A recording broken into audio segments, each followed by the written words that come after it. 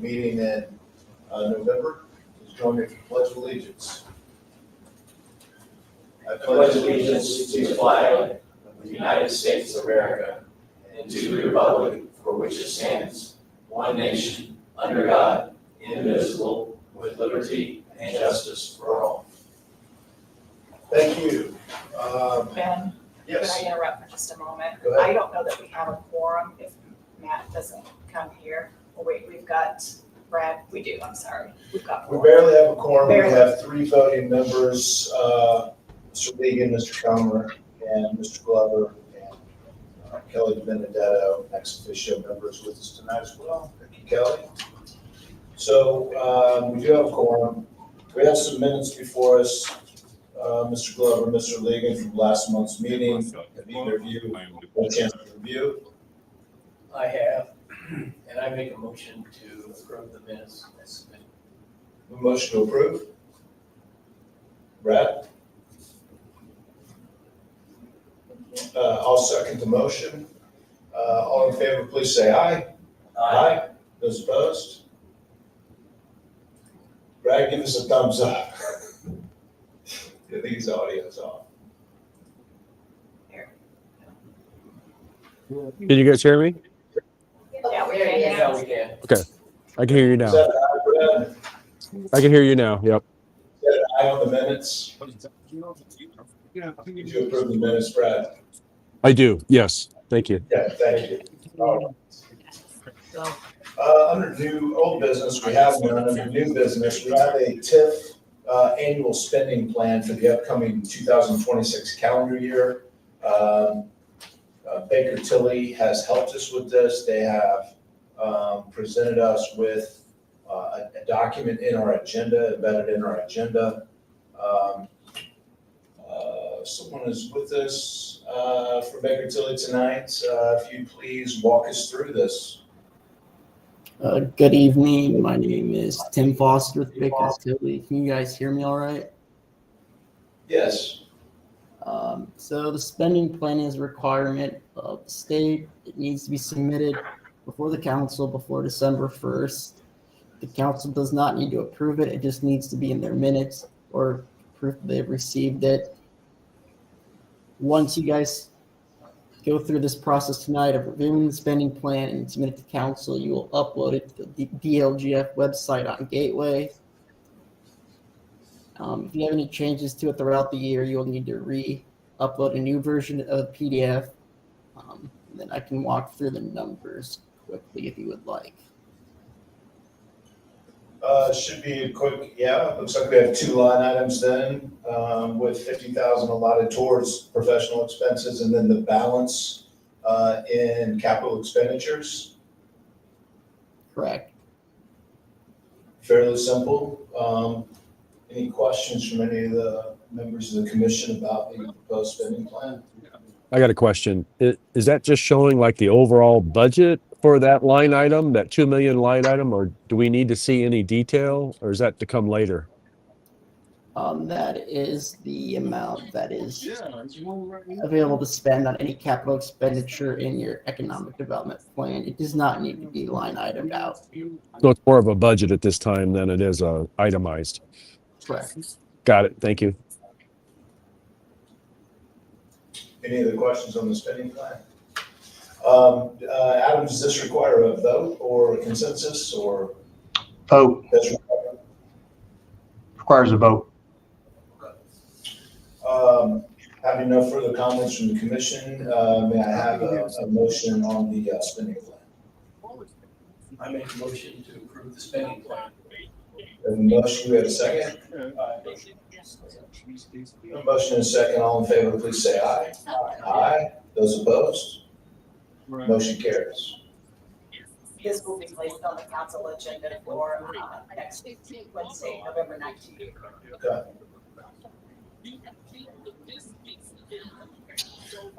Moving down our agenda then, items for discussion. We have a guest with us today, Mr. Charlie Hill from Mattingly Construction. Wants to introduce himself and his company to the town of Danville. Charlie, welcome. Thank you, man. Appreciate it. Yes, sir. Good evening, everyone. Just stand here or? Come on up here. Sure. I don't know if you have the time for it. I have a few PowerPoint slides if you'd like to see some of the projects that we've done. I appreciate the opportunity to be with you all this evening, so thank you for the time spent in our conversations and arranging the opportunity to come and visit. Sir. We know you've got busy schedules. I don't want to be in the way of anything that you've got to do or got to get to, but love the opportunity to tell you a little bit about us. We're a 36-year-old commercial general contractor. So we've been around and through some of the ups and downs and staying power to make that happen.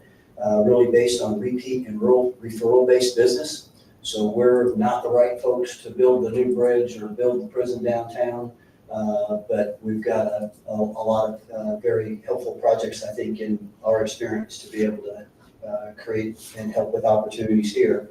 And I think really that's our success has been based on do a good job at a fair price and try to exceed the expectations of our client. Construction, I think, comes with the stigma of it's going to cost more than you said, it's going to take longer than you told us, and we're not going to like what you did when you got that. And we work awful hard to try to turn that around with a mission to reduce or eliminate tension and stress in the construction process, and a drive to build healthy relationships and successful projects, which have to work well for our client, have to work well for us, have to work well for your lender, have to work well for the people that you represent. And we take a strong effort to accomplish that and have plenty of referrals and references, I think, that would help back that up. That repeat referral-based business means we get introduced a lot of different times to a client that we did a project for, and they've got a friend or a colleague that has a project, and they say, call Steve or Chase or Charlie over at Mattingly. They did a great job for us. And we've believed in that faith for 36 years that most of our business comes from some inner circle connection with something that we've done. And that may mean we're going back to a project we did 3 or 4 years ago, and we may take a conference room and put a partition wall in and a door and make 2 offices out of it, or we may put a building addition on that project. Big or small, whatever it is, we love the opportunity to go back to a previous customer. We're really a central Indiana-based operation, but that repeat referral-based approach will take us out of the territory sometimes. 6 or 7 years ago, we did a precast building here in central Indiana.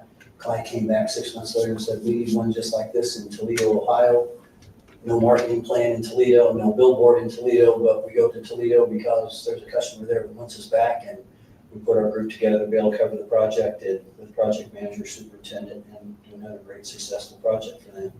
That mix also means that we're not doing just one thing all the time. We have a big mix of business that we do in our portfolio. And a lot of that may be, we may do a project for an office building user, and they've got a friend or colleague that's a dentist or a restaurant tier, or they may need a warehouse, and it's the referral that takes us to that new opportunity. So in our portfolio, we've got a whole mix of different projects: dental, veterinary, medical office, warehouse, pre-engineered buildings, office projects, light industrial projects, private school, church work. And so we've done in the past bowling alleys and sports recreation centers. So it's kind of neat for us. We're not always doing the same thing, but what we are repeating is to try to deliver a great customer experience and earn the opportunity to go back and work for them again, or spin that opportunity into another connection and another project.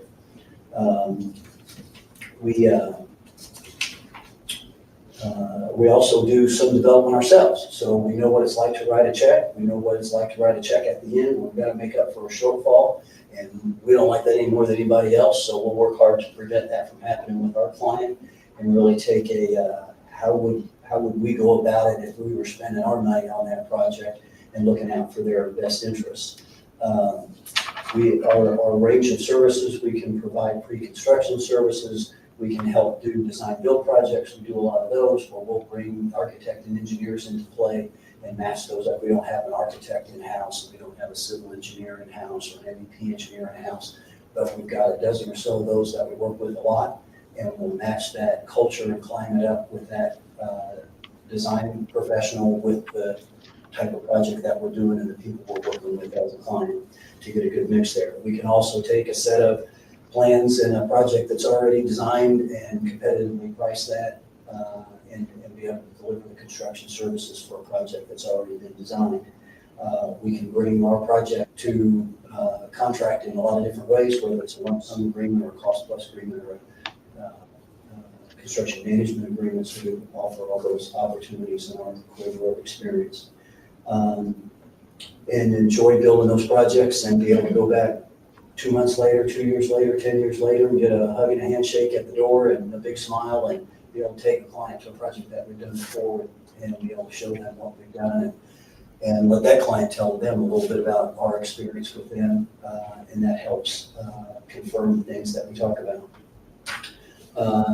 Several on the slide presentation, if you take a look, there's a lot of Hendricks County projects that are on there. You may recognize them either with family or friends. Avon Orthodontics is a project that we did in Avon. The Dr. Joe Aldrich project is right across from the hospital there on 1000. We built a new construction pediatric dentist office for her. We have a great relationship with a couple local banks, whether it's Matt Price at State Bank or whether it's Sherry Orem at Hendricks County Bank. So we work with those folks, and we're out here enough to be able to make sense out of those things. We've got experience doing that new construction piece or an interior build out, and not sure where all the connections may make sense with the redevelopment commission concept. I have worked with Fortville example in that same thing, and took an industrial park that was a bean field and put a couple buildings in it, and they prospered to develop that further since we did that. Metro Plastics is a project that we did in Noblesville. They had property 146 and 37 and a building that wasn't big enough to do what they do and grow like they needed to. They're a heat mold injection plastics company, so they've got a lot of big injection mold presses. And they needed to grow. We couldn't make it fit to the size they need on their property. Hey, Charlie, love what you're telling us. Give us some time. We're gonna try to find a different location. And been through enough to know that sometimes that's an easy way to say sorry, but no thanks.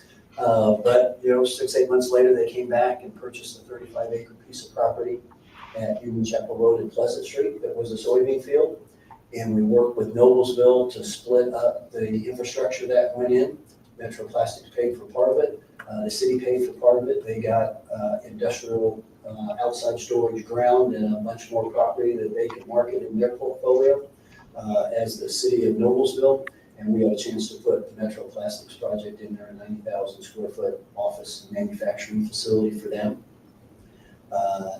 Turned around and did a property across the court for Verdure Sciences, which is a life science company that does a lot of enhancement products into nutrition materials. They don't make the final end product, but they manufacture the materials that go in there. And that's turned out to be a really great relationship with both those companies and for Noblesville and for the people that work there. We've taken old buildings and made them nice. Windermere Shopping Centers at 62nd and Allisonville in Indianapolis, and it was a little bit run down. We put a new facade on there and transformed that building. We did in the process of doing the same thing with a 100-year-old building built in 1925 and on 9th Street in Indianapolis, and we've got it out the inside there. It's been vacant for 10 to 12 years, and putting a 2-story office into that piece. You might recognize Williams Comfort Air as a HVAC, residential HVAC company. They had offices in Carmel, kind of in the way of some of the development that Carmel wanted to do. They bought an old 60,000 square foot pre-engineered metal building that was a warehouse building. And we added steel and structure and put a second floor in it, took the old backside and made it the front side, and put a new entryway there, a new parking lot, and converted that 60,000 square foot warehouse building into their 120,000 square feet of offices and corporate headquarters. So mention those as just some examples of the type of things that we do. It's great to do the new construction thing, and sometimes it's a great project to take something that's a little beat up and a little dinged up around the edges and turn it into something special and create an opportunity. And that's just a little bit about us. Thank you. Happy to answer any questions or share any additional information if there's anything I can help with. We're very glad to make your acquaintance. We do expect some construction to be occurring in and around Danville. So we wish you the best of luck in seeing if you can get a project here. All right, very good. Let us know if there's some way we can help. Thank you for your time. Thank you for your time. Thank you. Appreciate talking with you.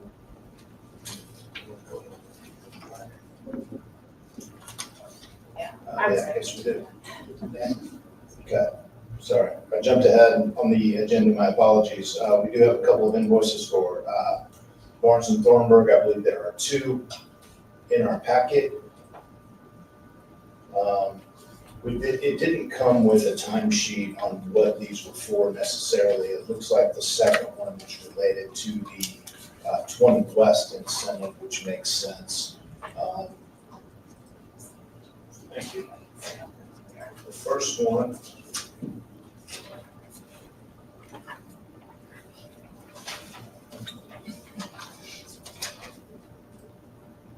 is just that's the regular work that Adam does on a monthly basis for the attending meetings and advising. So any discussion, questions on the invoicing? If not, maybe we have a motion. So just real quick, so the second one was on the work for 20 West.